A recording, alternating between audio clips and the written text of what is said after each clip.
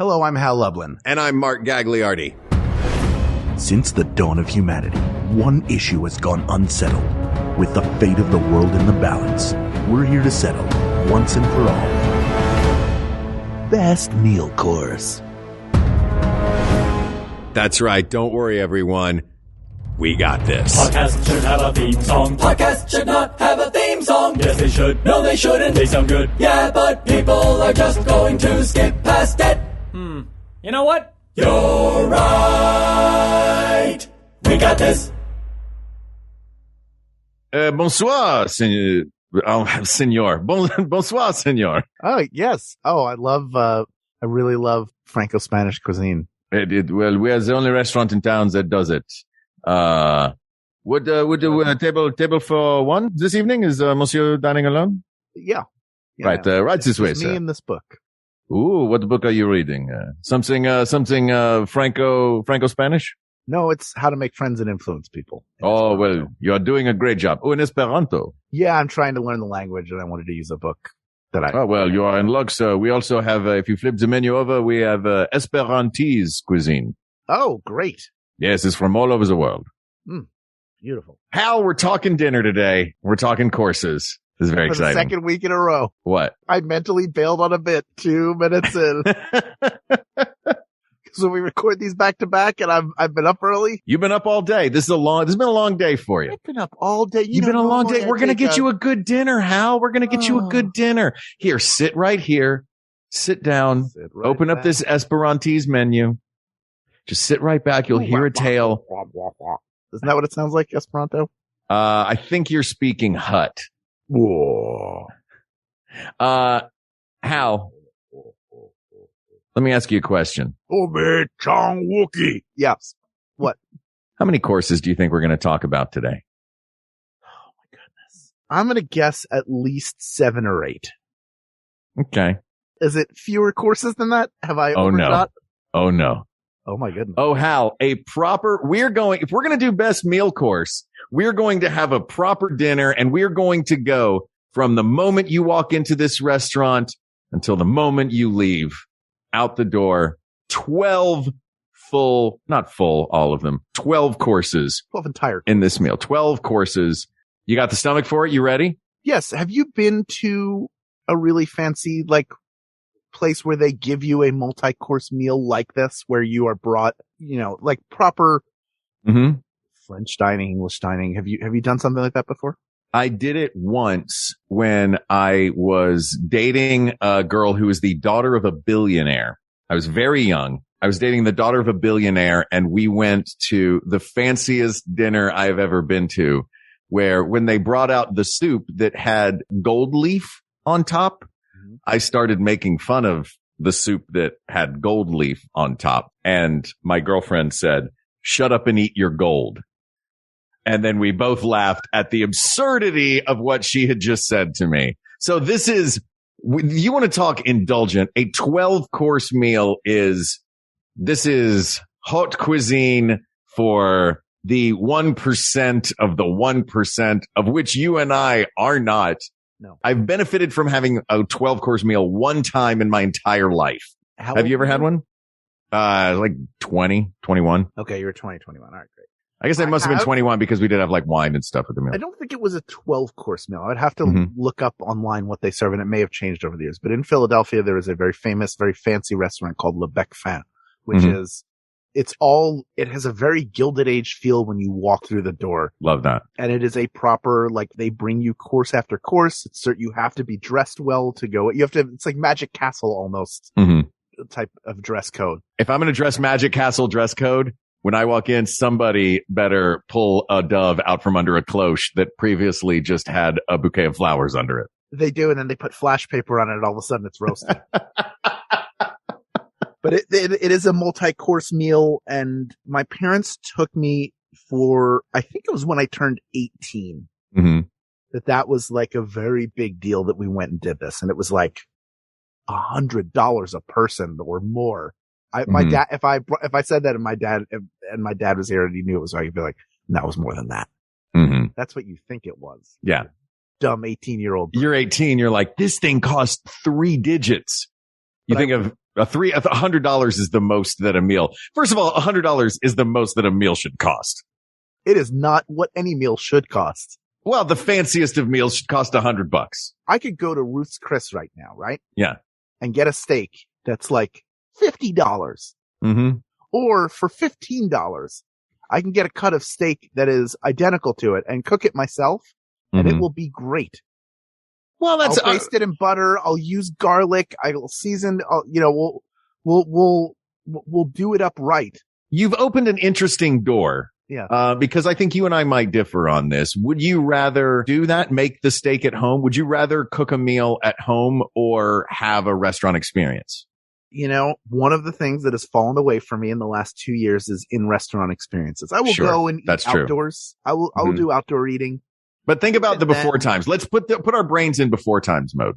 It's hard because before times I wasn't cooking my own steaks. I learned to do that. Oh yeah. I learned to do that out of necessity and then discovered how much I enjoyed it because I had a lot more control over exactly how it was made, and I could experiment with it a little bit. Mm-hmm. And I would do it I do it the same way every time, which is. Okay, hold on. Let me ask your most successful experiment and your least successful experiment. Your most successful, I'm assuming, is what you were about to say is here's how I do it every time. Yes, but sometimes generally I'll overcook it rather than undercook it. So it's taking time to get it right. So the worst is like, oh, this is overdone. It's just dry and chewy. Mm-hmm. But I will, it sits out beforehand. Mm-hmm. So it comes to closer to room temperature. I put salt on it beforehand as well to draw moisture out. I need to start actually toweling it down so it's not excessively moisturized. Then I put it, I go in a pan with avocado oil and I cook an entire onion that I've chopped up. Ooh, okay. There. Nice. Season it, salt, pepper, garlic, salt. And then you go low and slow and caramelize the onion, or you like hot and heavy, grill it and then take it out and just get the flavor in there? It sort of grills. What I've started doing is leaving it in the pan and then putting the steak in, a little more oil. Steak goes in. First I do the edges, do the fat, cook all that. Then one side and the other side, I think it's like 4 minutes aside. Then I put either butter or ghee in with garlic and I start basting. And then you take it out, you let it rest for a few minutes. You put the onions on top, and then I'll steam like broccoli and cauliflower or something like that. Have that on the side, or I'll put the onions on that, and then I won't have to season it as much because that will have all the flavorings in it. And that is a fine meal. Sounds like a darn fine meal. Well, Hal, don't worry. You don't have to do all that work tonight because we're going to the fanciest restaurant in Max Funland. I love it. And this fancy restaurant that we are at, remind me the name of it? Le Poisson Rond. Le Poisson Rond. Le Poisson Rond. Which is in French for the fish named Ron. Yes. Le Poisson Rond. They're going to give you a 12-course meal. Would you like to know what your 12 courses are this evening, Hal? Yes, I'm very hungry. It occurred to me, I was sitting here thinking, because I have to be up early tomorrow. Yeah. I know you do too. Yeah, I do. Sitting here thinking, maybe what I'll do when we're done recording is we were going to watch Survivor, because I haven't seen Survivor this week. And then we were going to go to sleep because we're both waking up early. But now I'm thinking, then I started to think I'm hungry. Every time we do a food episode, we both get hungry and eat immediately afterwards. I'm drooling right now. I'm hungry. Yeah. Maybe I'll order food. Are you going to make us pause right now and so you can order food and then it arrives as the show is ending? No, I'm not going to do that. But I'm thinking about ordering food now. Well, what a nice thought. Go ahead.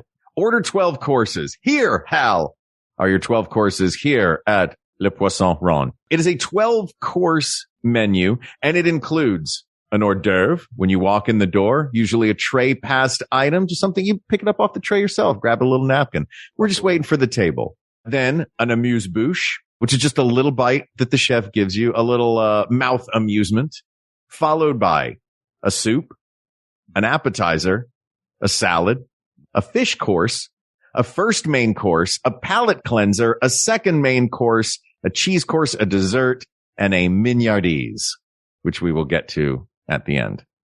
Okay. So those are your 12 courses. I think we go in order. All right. I think we talk a little bit about each of them. Some of them are going to stand out, and it's going to get, as we get closer to the end, I think it's going to be the courses that are the real standouts. Can we say after we talk about one, like, there's no way this is a finalist or this is a finalist? Oh, yeah. I think we're going to have to. Okay. You're going to keep track of this? Yeah, I'll keep track. Because Grandpa's tired. Go ahead. Let's start with hors d'oeuvre. Do you have a favorite hors d'oeuvre? Potato skins. Would that be in the appetizer or would that be? It would be. It would be a small. I like the idea of a fingerling potato skin.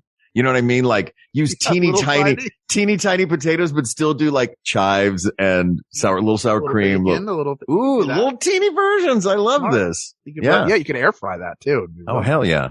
I like that. I think, this I think of like Super Bowl food. Yeah. Fancy Super Bowl food. What do I like I want to say cocktail weenie, but that is that's like a wedding pass around. I'm trying to think of what's like a good, like, well, that's a perfect example of an hors d'oeuvre though, is a wedding pass around. Like my favorite, I would say, is bacon wrapped dates. I love bacon wrapped dates with a toothpick through them on a tray at a party. Can't get enough of them. I like a chicken satay skewer. Ooh. Yeah, that's good. That's good.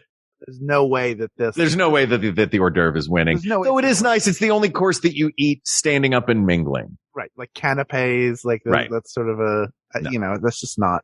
You know what else isn't going to win? The amuse-bouche. It's one bite.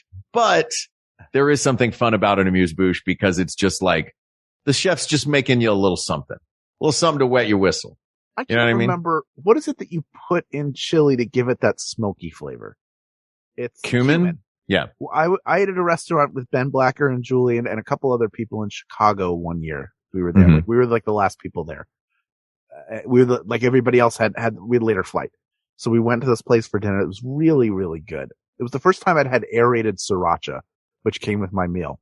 Aerated sriracha? Yeah. It was like a chicken, I got like a chicken roulade, like a fried chicken roulade. What do they put in a soda stream?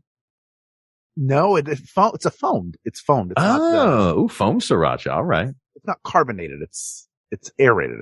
But the amuse-bouche was this square marshmallow. It was a cumin marshmallow. How was it? It is one of the worst things I've ever had in my life. And I would not shut up about it for the rest of the meal. Cause I would sit there and go, and why would they bring something like this in a perfectly nice restaurant? Who thought this was a good idea? Is this a joke? Am I being pranked? An amuse-bouche, I imagine, could be hit or miss because it does sound like just a thing the chef came up with that night. You know what I mean? Yeah. You know who wasn't amused? This bouche right here. Yeah. The mightiest of bouches, Hal Lublin. Well, look, it's not going to win. I have had one of the great ones that I've had at a restaurant, in Los Angeles. They made house-made Pringles. They tasted like Pringles. They were like house-made chips, but they were that sort of pressed, like super fancy with just a thin layer of spicy tuna on top. Okay. Like the minced spicy tuna that you'd have in a spicy tuna roll. It was just like here's a little bite before you have this kind of cool, kind of quirky California meal. I think that course is particularly well suited to like, hey, it's like the trailer for the meal. You know what I mean? It's like we're going to give you a little bit of the flavor you're about to have. You're going to like it. It's real short. It's not going to take you long. Here you go. You have the 30-second teaser, right? Yeah. And that's your amuse-bouche. Then you have the first trailer, which is the hors d'oeuvre. And then you have go on a talk show. Here's an extended clip. That's your appetizer. Yeah. But there's a course before the appetizer. The soup, right? Appetizer, did I call it? Yeah. Yeah. An appetizer. We're going to have appetizers at this restaurant. Going to be so good to have appetizers. Excuse me, chef. Bork, bork, bork. It's a Swedish restaurant now. I told you, it's Esperanto. It's all cultures. Mm-hmm. You're a soup guy, right? Oh, yes. Yeah. Do you generally order a soup when you go to a restaurant as an early course? If it looks good, I'll have it. If I go to a deli, I will almost always get matzo ball soup. I know. I've seen you get them. I will get it as the precursor. Even if it's giant, I'll get it as a precursor to something else. I'd never had matzo ball soup till I was with you. You introduced me to matzo ball soup in Philadelphia, and I loved it. What a great honor. Yeah, it was really it's really good. You avoided all your time in LA. You went to Jerry's plenty of times. I did, but I never ordered matzo ball soup. I rarely would order soups in a restaurant. I'm generally, if the choice, a lot of places give you the choice of a soup or a salad. In this, we're not worrying about that because we have all 12 courses. But frequently, you get, it's a soup or salad. I would generally go for a salad to start a meal. There was a tapas place near me. in my old neighborhood. When LA? a little bit further away. Yeah, in LA. Place I lived before where I live now. There was a little tapas place. It was this one building, like, there's a building in every neighborhood that has like a new restaurant in it every 3 seconds. Mm-hmm. Like it's cursed. Like the Phantom of the Opera is there going, you will not succeed with your taqueria. So there's always that. Yeah, there's every neighborhood has that building that you're like, oh, now it's a donut shop. Oh, cool. Now it's fancy burgers. Now it's burnt to the ground. Yeah. This place, it was a tapas place for a while. And I had a carrot ginger soup there. Mm-hmm. That is one of the greatest soups I've ever had. And it was not the main, tapas, you get a bunch of small plates, but you get your own soup before all the small bites come out. It was so good that I asked the waiter to tell the chef how good it was. Like, pass my compliments along to the chef. Mm-hmm. I have very rarely in my life done that. Not that I don't appreciate things done well, but this was so out of this. I've been chasing that dragon. I've never had a carrot ginger soup that has come close to that. It might have been like, I love a good carrot ginger soup. Squash. It might have been a carrot butternut squash. Mm-hmm. It was a little bit less gingery. It was just this perfect. So was it buttery, pureed? Salty, sweet. It was puree-ish. It was that consistency, but it was buttery, salty, and sweet all at the same time. See, it's funny that we're only 3 courses into the 12 and you've already remembered vividly 2 dishes. One that you absolutely hated and one that you love so much you've been chasing ever since. This is why I love talking about food with you. Absolutely. Oh, yeah. Soup's a great course. I got to say also a thing that in the past I would have seen as a downside of a soup course. I now see as the upside of a soup course as a person, who is currently on a kick right now where I'm trying to drop a few. And that is a soup course can be really filling. Yes. You know what I mean? And if you're going for the long haul of a night, if you're doing 12 courses, I would like my soup course to be really small. I would like it to be, like shot glass size or a little bit, not much bigger than that. If I'm doing a big kind of thing like this, if you go to a French restaurant, you get a French onion soup. That could be a pretty big and heavy thing. By the time you are getting your appetizer, you've already had a big old hunk of Swiss cheese and a giant crouton. There are a lot of dishes in this world. Mm-hmm. Some of those dishes are good every time you have them. Mm-hmm. And some of them, like a good French onion soup, you have to have a good one. If you don't have a good one the first time, you're probably not going to get it again. But if you have one that you really enjoy, you will order it over and over again, expecting it to be that good. And it will be, this isn't the same as the carrot ginger, but it sets a precedent, right? Like if this is the baseline, you hope stuff goes over it. But if you like a saltier French onion soup, you'll go to a lot of places where it's too sweet. Yeah. And you'll go, oh, I don't even want to finish this. See, I don't mind. I like the sweet. That means the onions are super caramelized. Generally, I think. Yeah. I think that you can have a balance in there. Yeah. But I think you bring up a good point and why I think soup should be considered a contender is because you can have a heavier crock of French onion soup. You can have a larger bowl of just a well-made broth. Or you can have a shot glass with something experimental in it that gives you just a little taste of the soup. It's very versatile. As if you get a main course that's tiny, you feel sort of cheated by it, as opposed to, well, this is the soup. It can be whatever amount it is. I might wish it was more, but I know that this is not the main event of the meal. Yeah. So I think it can fulfill its assignment in a variety of ways. Yeah, I would agree with that. And I think also if, and we don't have to just be thinking about in terms of a 12 course menu for the purposes of structuring this episode. Yes. But for purposes of the meal itself, it's almost like we're looking at sections on a menu to a certain extent. And this section of the menu is great if you are not terribly hungry. You just want something filling and small. Bowl of soup is always going to do you right. Yep. It's a great course. I'm a big fan of soup. I think it's worth contending. Absolutely. This next one, course number 4, is generally my favorite course. And I will say more often than not, I will forego a main course for this course, and that is the appetizer. Do you do like a couple of appetizers and make a meal out of it, or do you have? Yeah.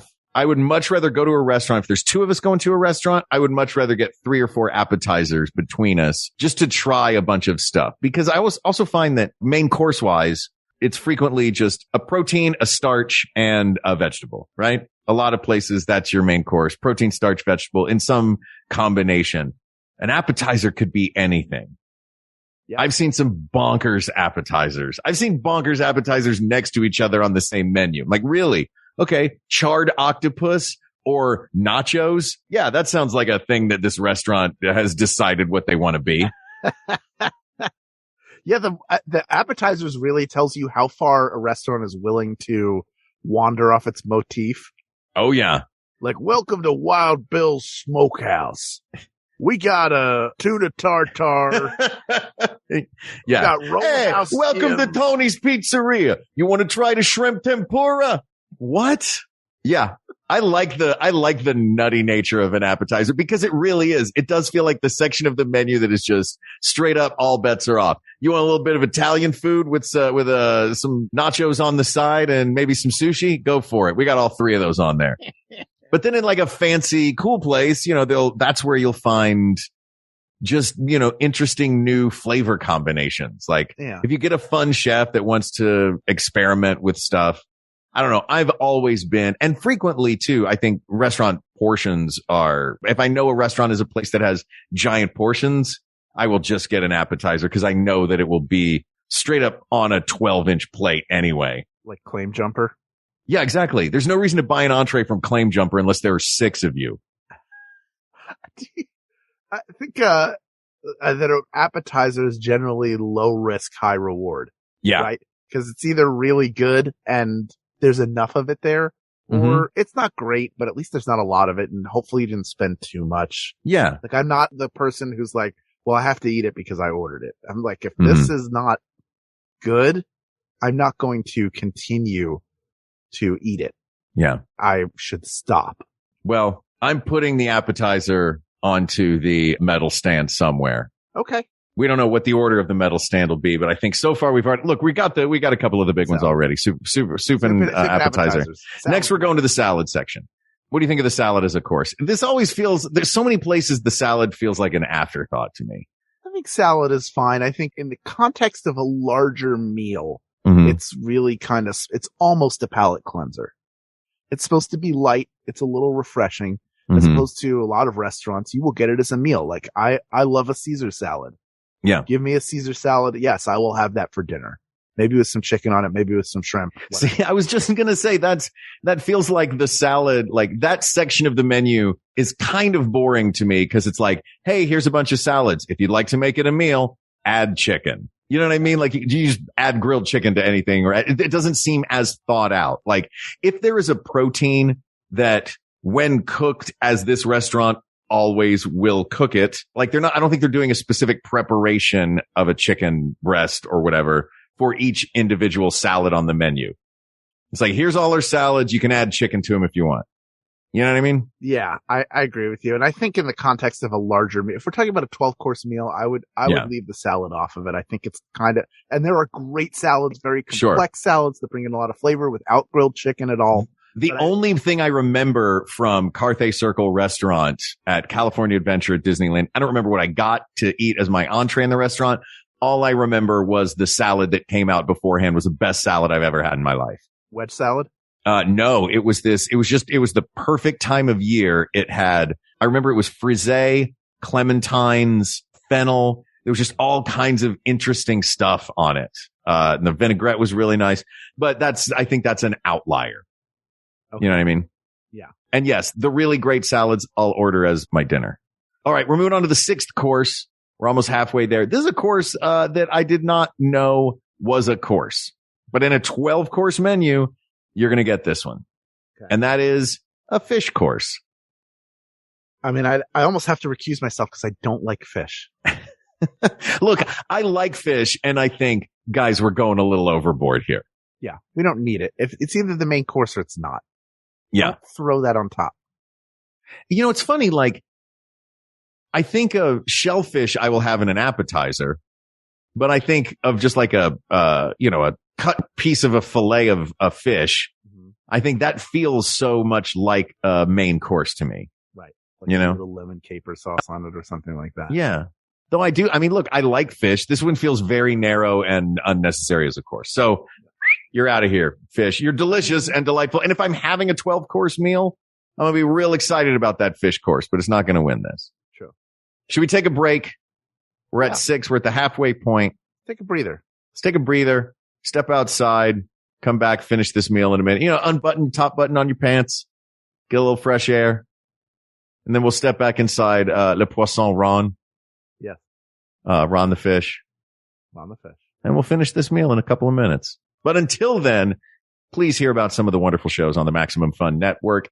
I'm going first. It's me, Jackie Cation. Man, she's always this bossy. Hi, I'm Lori Kilmartin. We're a bunch of stand-up comics, and we've been doing comedy like 60 years total, both of us, but we look amazing. And working out. We drop every Monday on Max Fun, and it's called The Jackie and Lori Show, and you could listen to it and learn about comedy and learn about anger management and all the things. And Jackie is married but childless, and I'm unmarried but childful. So together we make one complete woman. Is that just what that one's going to end? Yeah. And we try to make Kyle laugh just like that and say, oh my God, every episode. It's a good job. The Jackie and Lori Show, Mondays, only on Maximum Fun. Hi, I'm Jesse Thorne, America's radio sweetheart. And I'm Jordan Morris, boy detective. Our comedy podcast, Jordan Jesse Go, just celebrated its 15th anniversary. It was a couple months ago, but we forgot. Yeah, completely. Our silly show is 15 years old. That makes it old enough to get its learner's permit.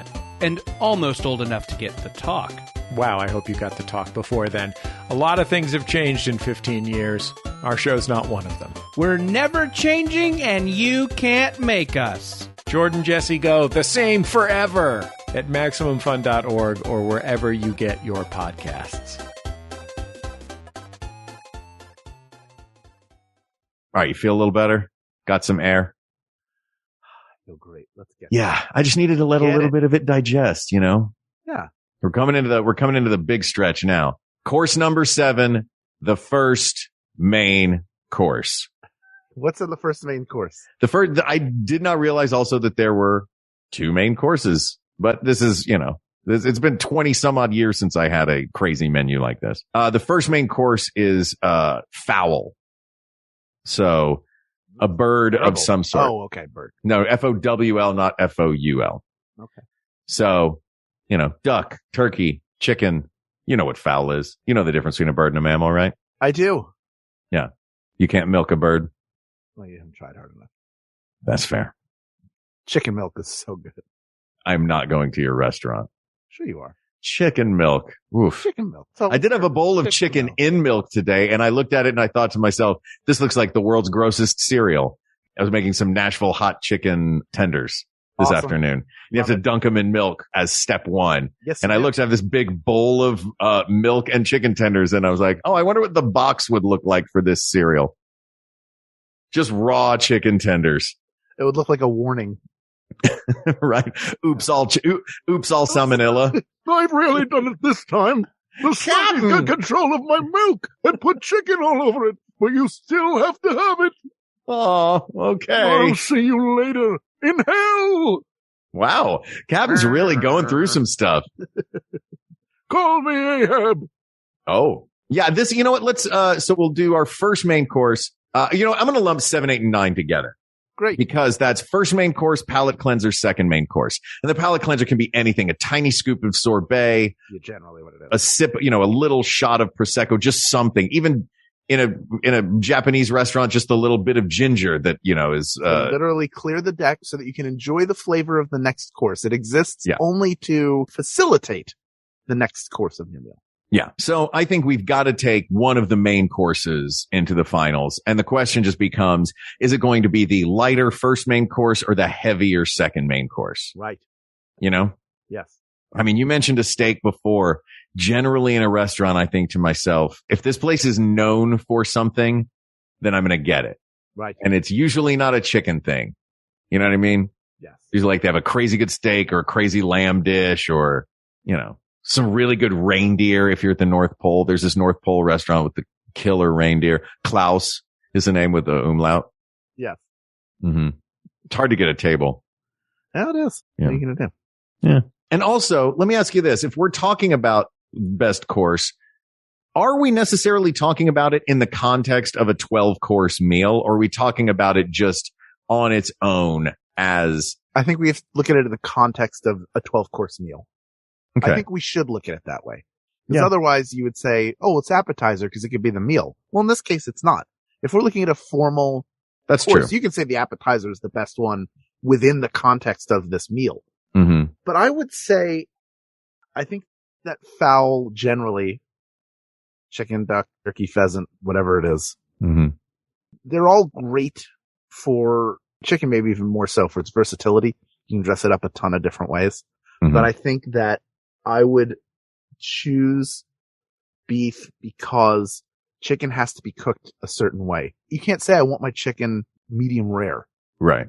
I don't think, though, if we're at a 12-course spot, I don't think we're asking the temperature. I think they're just bringing it to us how the chef wants to cook it, though. You know what I mean? Well done. Rocking on the plate. With ketchup. With ketchup, yeah. Here you are, Mr. President. Walking on the plate. Oh, what a specific bit of imagery. If we're looking at it within the context of a 12-course meal, it feels like the second entree is everything leads up to that. That's the showstopper. You know what I mean? Right. That's the thing that's going to come out either crowned or on fire, you know? Yes. Yeah. I just prefer, I think I like the main event. Yeah. It's the main event. It can't not. The main event of the main event. It's the main event of the main event. Yeah. Do you have any of those that jump into mind? No. Great ones that you've had? I like a good filet. I've had good steaks at a number of places. I ate recently at Inn of the Seventh Ray. Have you ever been there? No. What do you have to roll to eat there? 10 or higher. Okay.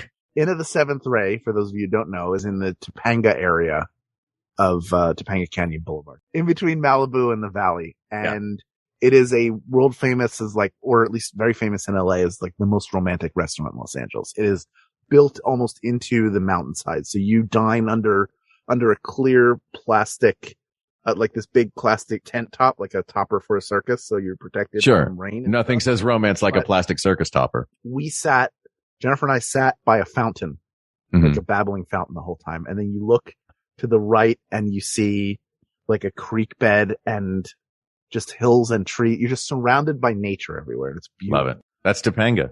And I had a short rib there with polenta and like duck bacon Brussels sprouts. Ooh, yeah. It was unreal. That was a very good meal. But the bigger part of it was just being there with Jennifer and each of us sort of enjoying our food and checking in with one another. Yeah. Your wife, Jennifer, right? That stands out. Yes, that's right. No, Jennifer Beals. I hope you weren't in the corner. Oh, wait, no, that's Jennifer Grey. Oh, dang it. Jennifer Beals is Flashdance, right? Correct. Yeah. All right. We did our dinners. What about you? Is there one that stands out to you? You know, it's funny. Like I mentioned before, the main course is never the standout for me. Right. You know what I mean? I can remember one I had really great fennel pollen pork loin once. And that was delightful. That was the preparation. The preparation was beautiful. I don't remember what was on the side of it. I just remember the protein being really, really good. But yeah, for me, it's all about those appetizers. Give me those crazy appetizers, man. That's the thing that I'm generally going to remember the most. I will love a well-prepared steak, right? But I've had a lot of well-prepared steaks. Yeah, they're kind of dime a dozen. You know what I mean? Yeah. No. They're several $100 a dozen. They're too. Dime a dozen. If you are buying a dozen. $1 million an ounce. Yeah. Yeah, But we'll come back to that because that sounds more like the battle between the main event and the appetizer. We'll get to that toward the end. We got a couple more that are still part of our meal. We have 10, 11, and 12. Are you ready for this? Yes. And do you know what I did while we were having this discussion? Did you order food? I did. Have you not been paying any attention to this conversation, Hal? I'm subtly aware of it. That's fair. All right, course 10. Yes. This is interesting to me because its placement is interesting to me. I know this is its traditional placement, but I've had this as an appetizer course before. I've had this as my whole meal before, and I've had this as an hors d'oeuvre before, and that's the cheese plate. Sure. That is, usually 3 different cheeses, a hard cheese, a semi-soft and a soft cheese, or a blue, aged soft, firm, blue, maybe 4. Breads, crackers, you got companion items along with it, jams, mustards. Strawberry, maybe some fresh fruit. Exactly. Fruit, pistachios. Sure. I love a cheese plate. Yeah, I like cheese a lot too. Not enough that I would put it up there as a great course. It feels, the cheese plate to me, as an American who is used to generally no more than 3 courses in a meal. But claim jumper size. Yes. A claim jumper size cheese plate is just the cheese section at a Ralph's.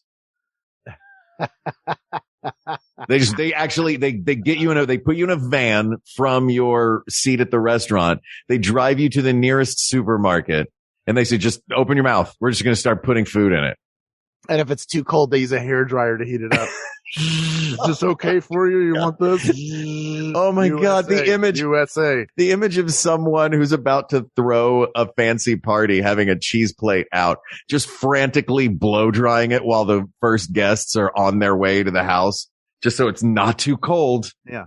You know the scene in Magical Mystery Tour where John is shoveling food into the woman's mouth? I don't, because I've never seen Magical Mystery Tour, but now I'm imagining it. That is the American eating experience. Is we want more. When the Billy Idol of eating experiences. Mo. At a proper 12-course eating experience, all the courses are smaller. Yeah. So it's not like I've stuffed myself full of everything right. and now I have to eat cheese. Right. These are tiny ideally this cheese plate is, small bite. I did actually have this recently as a dessert course, because it was a menu that had a cheese plate as the dessert course. It wasn't before the dessert. I ordered it as my dessert, and it was really nice. It was just tiny little, like 3 or 4 tiny little bites, and it was just enough. It was really delightful. I hate cheese as dessert. I hate cheese as dessert. I love cheese. Sure. I love all the different varieties of cheese, sharp. Yeah. Mild, but as a nearly dessert course, doesn't work for you. It's fine. I understand that it's like, you've had something, it's probably a little stronger flavored, and this gives you, it's like a come down. Yeah. Right? Because you have to have peaks and valleys in a properly planned long meal. But this just doesn't do it for me as much as I enjoy cheese. I would not put this up there.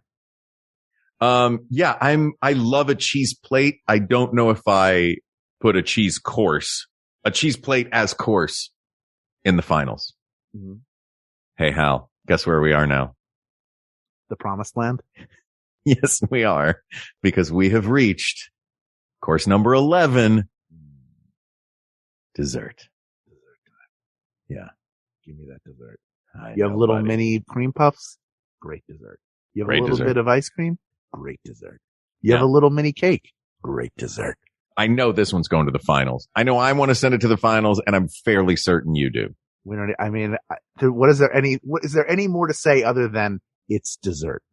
Yes, there is more to say. And the thing I would like you to say is your favorite dessert that you've ever had, favorite dessert you've ever had in a rrestaurant. Do you remember it? Anywhere ever? Yeah. Oh boy. I'll tell you one that came into my mind immediately of one that I like. What's that? Because I don't think I have one where I was like, this was the greatest dessert I've ever had in my life, and I'm tearing up. Mm-hmm. If you eat at the Yard House, which is a chain, they have a cookie in a pan that they heat up. You have to order it ahead of time. It needs 15, 20 minutes. Yeah. They bake a chocolate chip cookie into a pan. Like a Pizookie? Like a Pizookie, but better. The Pizzookie's not as good. I've had the Pizookie. Not as good. This is a better. I've had the Pizookie, sir, and you, sir, are no Pizookie. Pizookie, I may not be able to define it, but I know what it is when I say it. This is a very well-made cookie, and upon which they add ice cream. And they have a mint chocolate chip ice cream that is very good. And so you put that on top of the cookie. I like this. I like where you're going with this. Thing. And I like to take the ice cream and I spread it out like it's the sauce on pizza dough. And then I eat that. And then you pour pepperoni and cheese on top. Yes. Everything that's in the dessert is fine. It's very good, but it's not, sorry, everything at the Yard House, like there's plenty of good stuff to eat there, but really if I'm going, I'm looking forward to that dessert. That is the highlight of that meal for me. What about you? Dessert was the only objectively good course that you and I had when we ate at Guy's Italian Kitchen. Guy Fieri's at Guy Italian Kitchen or whatever it was called. Yeah. You remember that? Guy's American Kitchen. Guy's American Kitchen. Yeah. It's the one with the men's room sign on the door. But there was actually a really good mint chocolate chip pie. Do you remember that? Yeah, it was that was the thing at the end. We were like, this is actually good. Yes, it was. To be fair, we had just eaten nachos that had salami and basil on them. So wilted basil, and it took forever. There was nobody at the restaurant. There were like 150 tables and there were 3 full. Yes. And we were one of them. Even to get it was almost a joke of our policy is we're going to see how long you're willing to sit at this table. Well, Guy had to stand back there and go, so what are you doing to this bad boy? Before putting a little bit of our food in his mouth and then serving us dinner. Every dish. Every single dish. He asks all of the guys in the kitchen and he fist bump. Like those guys they can't stand back there and cook because they're fist bumping the whole time. It's constant fist bumping. Constantly. There's a downside to dessert that I want to talk about when we get to the judging the finals. But I will shout out Chef Alex Fiacco in Rome at the Singer Palace Hotel, the rooftop restaurant. He was when I was working, we couldn't leave the building, so we had the same place every night. So he would try to come up with cool new stuff all the time to make for dinner for us because we could not leave the building. Right. We couldn't go anywhere else in the city. He and his sous chef would come up with cool stuff. And one of the best desserts I ever had, it just perfectly complemented the meal that we had, which was a zabayon, which I'd never had before, which is egg yolk, Prosecco, sugar and seasonings made into a custard served in a little glass with like a pirouette cookie inside it. And it was just a simple, delightful, perfectly sized dessert. That said, I also love a giant piece of sour cream pie from House of Pies in LA with a ton of the cherry compote on top. That is if I have like I'm sad, I want to watch a Nora Ephron movie, that's the dessert that I want. Yeah. Pop on Sleepless in Seattle. Exactly. It was fate. Like, give it to me. I'm just going to eat that thing I may eat 2 of them. What was the name of that thing you had in Italy? Zabayon. Isn't that something that David Lee Roth said when he was Zabayon! Zabayon! Actually, he said it phonetically, which phonetically it looks like Zabaglione. Which I believe he said as Louis Prima in that scene. Our final course is course 12. That is the mignardises, which is the tiny little thing that they bring you with the check at the end. At our sushi place we used to go to after Thrilling Adventure Hour shows, it was always an orange slice with a little bit of whipped cream and a tiny drizzle of chocolate on it. And it was great. It was just a teeny little bite. But that's more like, you get a little macaron, next to your check when they bring the thing. And what is it called? A mignardise, Mignardise.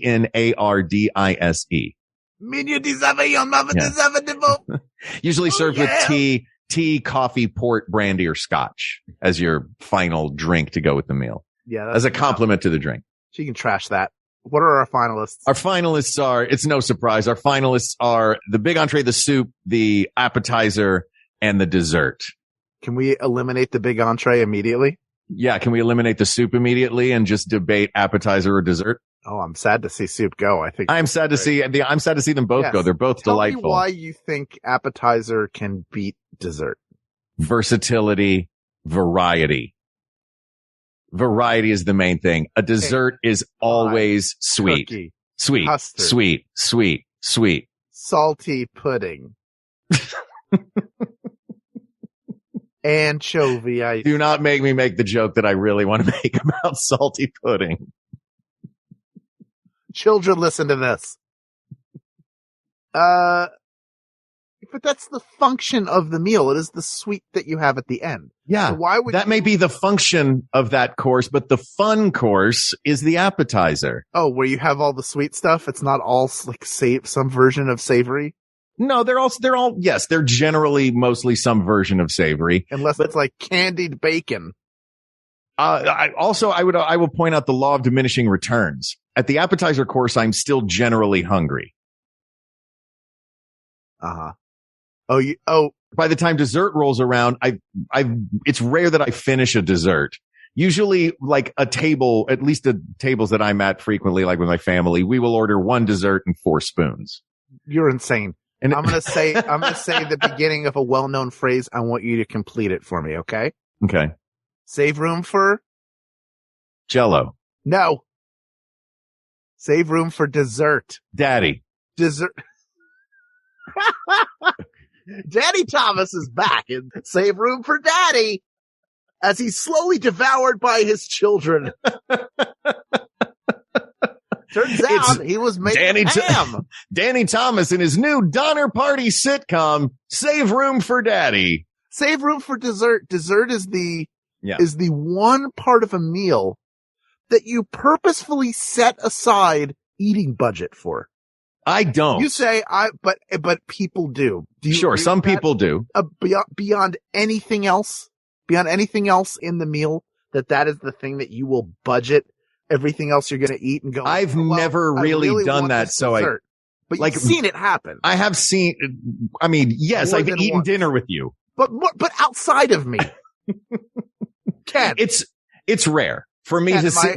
I just want to hang on a second. Whoa. No. He's not going to decide. We're keeping this between you and me, pal. All right. You're making me feel like I'm crazy right now. No, I don't think you're crazy. I think a lot of people, it is save room for dessert. I was just messing with you. Of course it is. Of course I know save room for dessert. That said, yeah. Dessert is daddy. Yeah. I'd like 1 daddy and 4 spoons. Hey. I think, I just think that you were going to, dessert has never surprised me. An appetizer has surprised me. Well, what, I mean, are you looking for like a jump scare out of your meal? No, I don't want a jump scare. I want something interesting. I want to have lots of different flavors. I want a meal to be, I want the excitement of a meal. Dessert to me feels like they're all kind of they're all so much the same that it takes a special kind of person in the kitchen who is the pastry chef, who that's just what they do. It feels separate from the rest of the meal. I think I think there is more versatility to dessert, how it is prepared and how it is served than you're giving credit for. There's a lot of experimentation to be done. That's right. And there's some brilliant pastry chefs out there. Mm-hmm. Well, I'll put it this way, like pastry. It doesn't have to be all pastry. No. Pastry chef is just the person that is in charge of dessert. It's not all pastries, but the pastry chef is the dessert chef. Yeah, my mistake. There are several talented pastry chefs out there who make things that are, I just think that there's more. I'm not denigrating dessert. I love dessert. I think it is a more, even if it loses, I would argue to the end that it is a more hotly anticipated part of a meal than appetizers ever are. As much as you can love appetizers, and there are places, I'm an appetizer guy. I love appetizers. I'm happy to have appetizers as a meal. If there are good appetizers, I want to try them.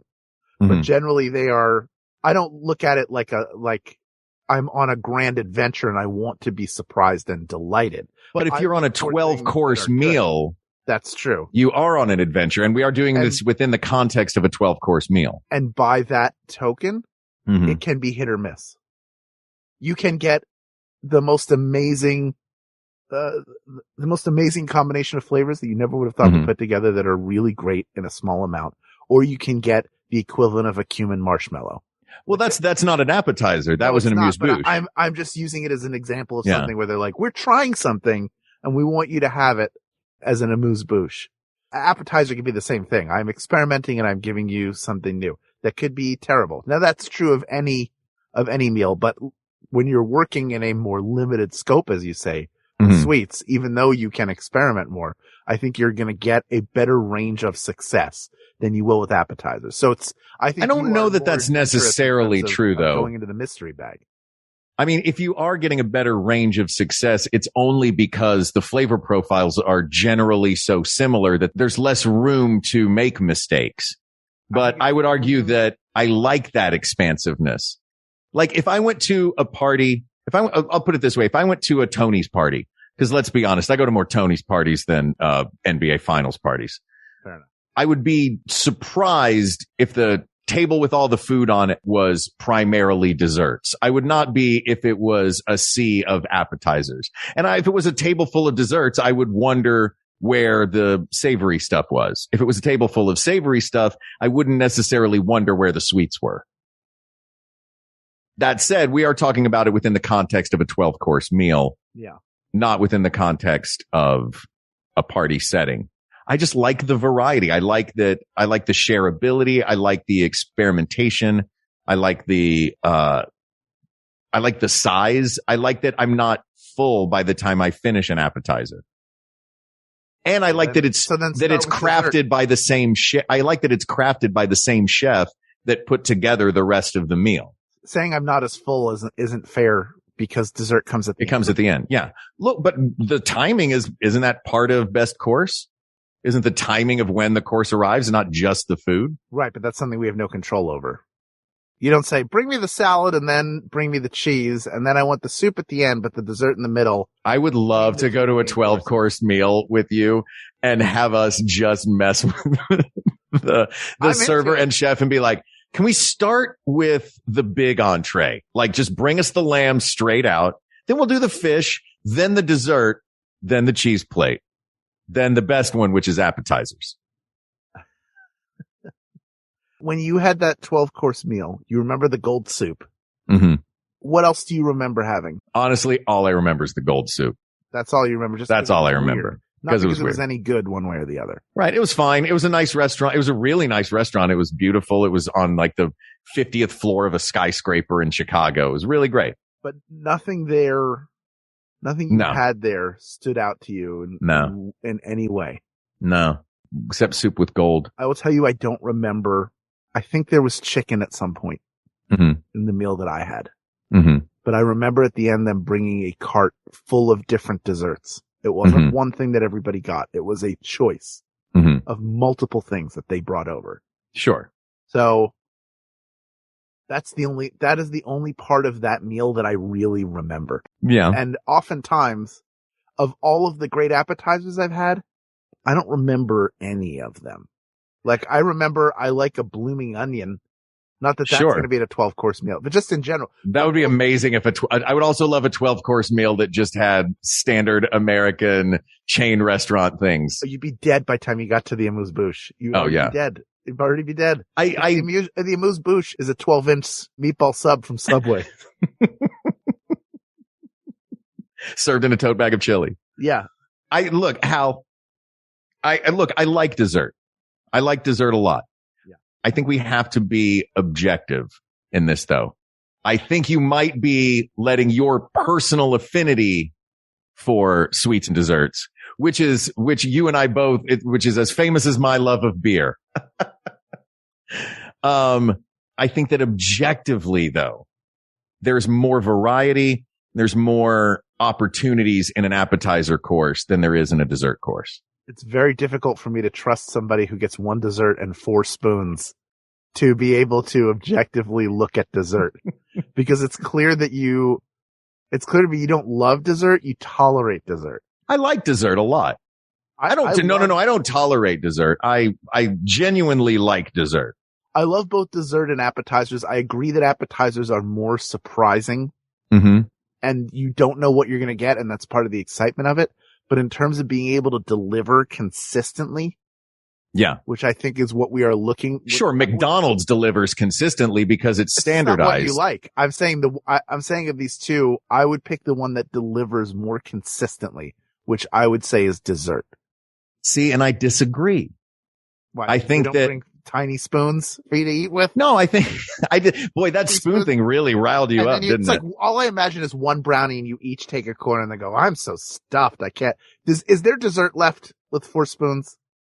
Sometimes. You're fired. I caught you. But like, I didn't even take anything. Look, I think that if I'm thinking about a dessert, at many restaurants, I don't even have to look at a dessert menu to know what's probably on it. You know what I mean? Yep. I never know what's going to be on the appetizer menu. At a 12-course 12 course is not, that's different. Sure. There's going to be a flourless chocolate cake. There's going to be some sort of fruit sorbet. There's going to be an ice cream. You know what I mean? There's always the same, at a regular restaurant, there will be, of course. Especially like if they're more like if the word artisanal is in there, they've got like a cobbler and then like a weird, like thyme infused biscuit. Mm-hmm. I think with just honey drizzled on it. That feels like more of a cheese and it course. Makes me want to like turn into Frankenstein's monster and start turning over tables. This is in a 12-course meal. Well, in a 12-course meal, you're generally not going to pick anything anyway, unless you've got like 2 choices. Exactly. Right. That's why I'm saying the thing that will more consistently deliver is dessert. To you, because you're a dessert mega fan. And that's subjective. Uh-huh. But we're an objective show. I'm saying that objectively. I just want you to admit you're also being subjective. Well, sure. There's a little bit of subjectivity in mine. How dare you? I am not famously an appetizer fan the way that you are famously a dessert fan. I love spending time with Jesse and John, but we are not taking this to Judge John Hodgman. No, I'm not taking this to Judge John Hodgman. We'll figure that we will get there. Can we just pick a different one? Because we're each too, I think you're too subjective about appetizers. I will admit I'm too subjective about desserts. Is it the main course? What if we went back to super main course out of those 2? Which would you pick? All right. So we've now canceled. I think those canceled dessert and okay. Well, then it's got to be the showstopper. It's got to be the main course. I think it does have to be the main course. All right. The pretzel rod of this particular meal. That's what our main course is. Pretzel rods, Hal. It's not. It's the main course. The main course can be the second main course. The second main course. What I will say, the second main course, we've both been subjective in this one. And I think objectively, the chef would tell you that the second main course is the best course. It is the one that they probably put the most thought into. That's right. People of the world, there's a ton of thought put into it. There's a ton of effort put into it, not only in what the protein is, but everything around it so that you can have a composed bite. This is like the best thing to do at a really nice restaurant. Take a little bit of everything and put it on your fork and take a bite of it, because those flavors are meant to work together. There is not only an art, but a science to food preparation and serving and eating as well. So allow yourself to indulge in what the chef's vision for that flavor profile is. It's really, really important. And you're going to get an incredible flavor profile when you have that second main course. Then that is asked and answered. I thought my food was here, but my phone started going crazy. I got so excited. I was so excited to say asked and answered and then buzz somebody in. So was that Ken just texting you because we kept clicking off the chat? No, it was not. This topic is closed, but there are many more topics to discuss. So please reach out to us on Twitter at WeGotThisTweets or email us at WeGotThisPodcast@gmail.com or tell us your favorite. Tell us about the fanciest meals you've ever had and some of the dishes you remembered from them, whatever they may be. We want to hear about it. That's at Facebook.com/groups/WeGotThisPodcast.